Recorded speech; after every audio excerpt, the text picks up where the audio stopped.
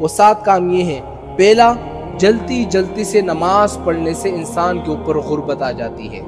ہم لوگ کیا کرتے ہیں، فرض پڑھ لیے، اس کے بعد سنتوں میں اوپر نیچے سلام پہ لیے چلے گئے۔ جلدی جلدی نماز پڑھنے سے انسان کے اوپر غربت آ جاتی ہے۔ دوسرا کام کیا ہے، کھڑے ہو کر پیشاب کرنے سے انسان کے اوپر غربت آتی ہے۔ تیسرا کام کیا ہے، پیشاب کی جگہ وضو کرنے سے انسان کے اوپر غربت آتی ہے۔ اور یہی چیز آج کل ہم میں بہت پائی جا رہی ہے کہ جہاں پر ہم پیشاب کرتے ہیں اسی جگہ ہم پھر وضو بھی کرتے ہیں۔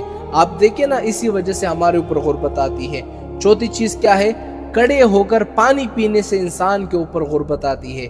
پانچویں چیز کیا ہے، منہ سے چراغ بجھانے سے انسان کے اوپر غربت آتی ہے۔ چھٹی چیز کیا ہے، دان سے ناخن کاٹنے سے انسان کے اوپر غربت آتی ہے۔ ساتویں چیز کیا ہے، دامن یا آستین سے منہ صاف کرنے سے انسان کے اوپر غربت آتی ہے۔